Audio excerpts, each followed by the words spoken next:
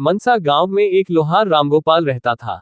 उसका एक भरा पूरा परिवार था, जिसका लालन पालन करने के लिए उसे कई बार दिन रात काम करना पड़ता था। रोज की तरह आज भी काम पर जाने से पहले रामगोपाल ने अपना खाने का डिब्बा बांधने के लिए अपनी पत्नी से कहा। पत्नी जब डिब्बा लेकर आई तो रामगोपाल ने कहा, मुझे आज आने में देर हो जाएगी, शायद मैं रात को ही आऊं। इतना कहकर रामगोपाल अपने काम पर निकल गया। काम पर जाने का रास्ता एक जंगल से होकर गुजरता था। वहां जैसे ही रामगोपाल पहुंचा उसे कुछ आवाज सुनाई दी। जैसे ही रामगोपाल कुछ पास गया तो उसने देखा कि एक साधु भगवान का मंत्र जपने के साथ ही हंस रहा है। हैरान होकर रामगोपाल ने पूछा, आप ठीक है? उस साधु को रामगोपाल नहीं जानता था, लेकिन साधु ने एकदम से उसका नाम लेकर कहा, आओ रामगोपाल बेटा, मैं तुम्हारा ही इंतजार कर रहा था। मैं भूखा हूं, मुझे अपने खाने के डिब्बे से कुछ खिला दो। बाबा से अपना नाम सुनकर रामगोपाल हैरान था, लेकिन उसने कोई सवाल नहीं किया और सीधा अपना खाने का डिब्बा निकालकर उन्हें दे दिया। देखते ही देखते बाबा ने रामगोपाल का सारा खाना खा लिया। उसके बाद उस साधु ने कहा, बेटा मैं तो सारा खाना खा गया, अब तुम क्या खाओगे? मुझे माफ करना। रामगोपाल ने कहा, कोई बात नहीं बाबा, मैं काम के लिए बाजार जा रहा हूं, तो मैं वहीं कुछ खा लूंगा। ये सुनकर उस साधु ने रामगोपाल को खूब आशीर्वाद दिया और भेंट के तौर पर एक हथौड़ा दे दिया। रामगोपाल ने कहा, आपका आशीर्वाद काफी है, मैं इस हथौड़े का क्या करूंगा, इसे आप ही रखिए। साधु ने जवाब देते हुए कहा, बेटा यह मामूली हथौड़ा नहीं है, ये जादुई हथौड़ा है जो मेरे गुरु ने मुझे दिया था और अब मैं तुझे दे रहा हूं, क्योंकि तुम्हारा दिल साफ है। इसका इस्तेमाल अच्छे कामों के लिए ही करना और किसी दूसरे के हाथ में इसे कभी मत देना। इतना कहकर वह बाबा वहां से अदृश्य हो गए। रामगोपाल अपने हाथों में हथौड़ा लेकर बाजार काम करने के लिए चला गया। औजार बनाने से पहले उसके दिमाग में आया कि आज इसी हथौड़े से लोहा पीटता हूं।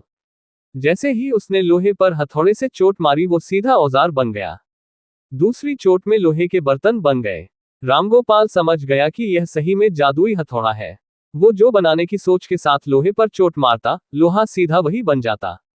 जादुई हथौड़े की वजह से रामगोपाल का काम जल्दी खत्म हो गया और वो अपने साथ ही उस जादुई हथौड़े को घर ले गया।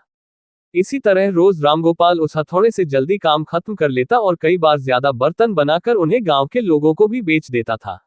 धीरे धीरे उसके घर के हालात पहले से कुछ ठीक होने लगे। एक दिन गांव का मुखिया उसके घर आया और बोला, हम गांव वालों को शहर जाने में बहुत ज्यादा समय लगता है, क्या तुम अपने हथौड़े से गांव और शहर के बीच आने वाला एक पहाड़ तोड़ने में मदद करोगे? इससे बीच में एक सड़क बना लेंगे और गांव से शहर का सफर आसान और छोटा हो जाएगा। मुखिया की बात सुनकर रामगोपाल ने उस जादुई हथौड़े से उस पहाड़ को तोड़ दिया। मुखिया और गांव के लोग बहुत खुश हुए और उसे खूब शाबाशी दी।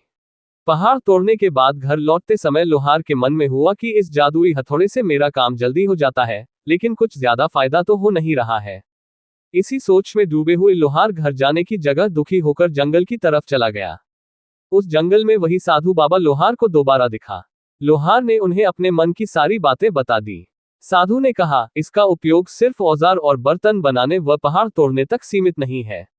इससे तुम अपने मन का कुछ भी बना सकते हो और किसी भी कठिन चीज को आसानी से तोड़ सकते हो।